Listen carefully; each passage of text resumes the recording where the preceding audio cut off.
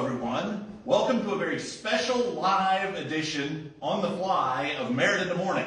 I am your host, Brad Kloppenstein. I'm president of the Greater Lawrence Chamber of Commerce. I'm Jim Merritt. Beside me, 30-year state senator Jim Merritt, who used to cover this. All-around good guy. He's an all-around good guy. And between us, we have the DNR director for the state of Indiana, Dan Bortner. He just got done speaking at our Chew on This luncheon with the Greater Lawrence Chamber. Jim was here. We thought we'd pick Dan's brain for a few minutes and do a little extra. Well, there's so many exciting things going on at DNR. Right? There are. And you know, Klopp, I've served on the Government Affairs Committee in the Senate in the early 90s. And we had people coming in and wanting to create these trails in back of houses. Like the Monon Trail in Carmel, the Monon, not the trail yet. And I thought, are people going to be walking in people's backyard? And how are they going to like that? Sure. Or not like that? And here we are, years later, 25 years later or so, and trails are it. Trails are definitely it. 189? Absolutely, yeah. It's crazy the way this program has taken off, the Governor's Next Level Trails Initiative.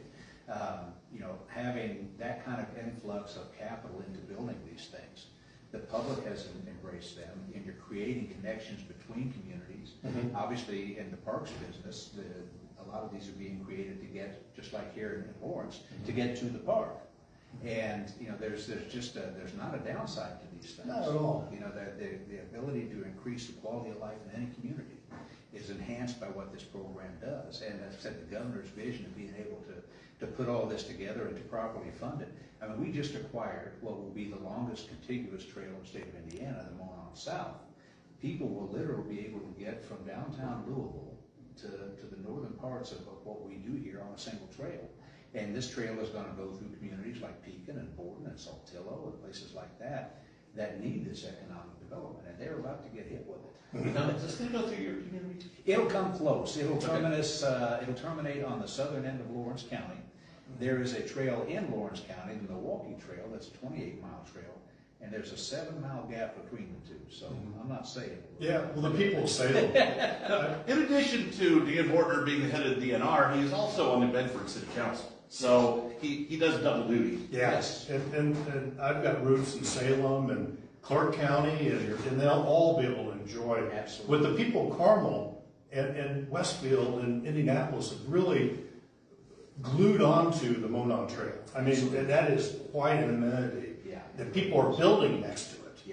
Yeah, and to be able to, as we talked today at a meeting here, the Fall Creek Greenway Trail, where people are going to be able to get from that Geist area down to the property and eventually downtown and things. I mean, it's like I said, there's no downside to building these things. They're expensive to build, but the quality of life components and the economic development components that come along with that, it's worth every nickel.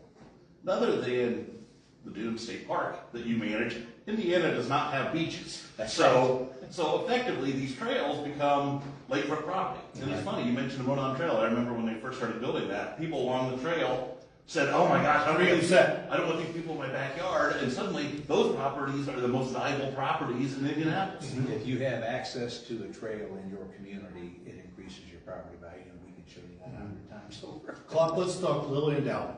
Yes. I mean, they've been a wonderful resident of Indianapolis forever. And Indiana would be a crater without the Lilly family. Yeah. And $50 million.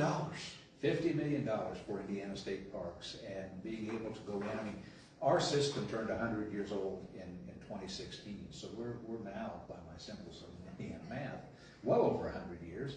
And the work that was done by the WPA and the Civilian Conservation Corps, all those pieces of infrastructure are in bad need of rehabilitation. And the governor was able to give us $100 million for deferred maintenance, which was huge in being able to do some of these things. But there again, success breeds success. And when the Lilly folks talked to us, what could you do if you had the right amount of money? Well, we continue to fix things that need to be fixed. And as a businessman, I've always told my staff, because everybody has a lot of good ideas about things we can do, the time to determine whether or not you're going to maintain a structure is before you build it. Exactly. Not afterwards. Absolutely. So being able to get in and fund down some of these things that have been long in need of repair. It's time. So, do you think you're going to be in this position with the next administration? You know, it's hard to say. I haven't had any conversations with the next administration. I've worked for 3 different governors. I've been blessed to have leaders that believed in the Department of Natural Resources and the value and quality of life issues that they bring. So we'll see. You know, what's really great about Senator Braun, and I believe he's going to be the next governor, is that he's a conservationist. Yes. He owns a forest. Absolutely. He understands really the heart and soul of DNR. And the management of those forests. Yes, yes. How, you know, we are a surrogate for Mother Nature. That's what our role really is. 100 A years surrogate for Mother Nature. That is perfect. 100 years ago, lightning would strike a forest and it burns till it hits a natural break. Today, when lightning strikes a tree, because it still does that, Sure. we're there to put it out instantly because of property values, things like that. Mhm. So what we have to do as foresters is we have to recreate the natural process. And so he understands that because he's a forest owner himself. That Yes. we go in and we manage those things where you don't have situations like you have in California and Montana. Right. So, my guess is you plan on retiring in the next 10 or 15 years. What is your dream or goal to get accomplished before that time? You know, this is a job that you never complete. I grew up in the system. My father was a freelance photographer, and back in the day, our magazine, Outdoor Indiana, didn't have staff photographers. They bought from freelancers. My dad was one of those, so I grew up in this. And so and I was 40 years old when I came to the DNR. I had a career before this, but I always took my children and now my grandchildren to the state park properties. And I want that to be able to continue. I want for my grandchildren to be able to take their grandchildren to these places. Because as we said in our meeting today, these are a birthright for Hoosiers. And we want to make sure that they're preserved for the next generation to come along and enjoy. You know, Klopp, most state senators and state representatives, back to the day of a member of Congress, if you got a U.S. mail office, that was a big deal for a member of Congress. But I was so fortunate as a state senator to have a world-class golf course, a state park. That was created during your tenure. Yes, and as well as the reusing of a base and with awards that have been giving it. Fort Harrison has given so much to Central Indiana and to the state of Indiana that DNR was such a large part of that. And I was just fortunate to represent this area for a long, long time. As a senator, did you get a free park pass? I did get a free state fair pass. Okay, well, that's something. You know, I still buy one every year too. I keep trying to get it free, and they look at me like, "What are you talking about?" So the best deal, I'm going to let our viewers know this. In December-ish, the DNR runs a deal, and I think it's still $100, maybe $125. Holly, who's off camera.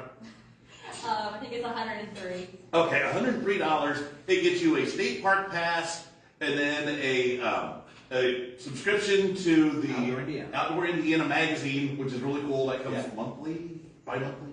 Next year it'll start coming quarterly. Okay, it'll be quarterly next year. And then you also get a gift card that's redeemable at any state park property. So you end up saving a few bucks, and you make sure that you've got your state park pass in January. Great stocking stuffers, all my kids get. Yeah. So that commercial's free. That's right. Appreciate that. Speaking of that, Dan, we're so fortunate. We don't have this is on the fly today, but we've got some great sponsors that Klopp always talks about. Oh, we sure do. We do. So, yeah, we do need to mention, thank you, Stockyards Bank and Trust, 5 Central Indiana locations. Let's see if I can do this off the top of my head. Carmel, 71st and Benford, downtown, Plainfield, County Line Road in Greenwood. Okay, got all 5 with Center Grove soon to come. Yeah, on the route. Yeah, and we also want to thank the Honeybake Ham Company, locations at 96th and Michigan, and Carmel Westfield there on Greyhound Pass, just north of 146th Street, adjacent to Menards. So thank you very much to their sponsorships.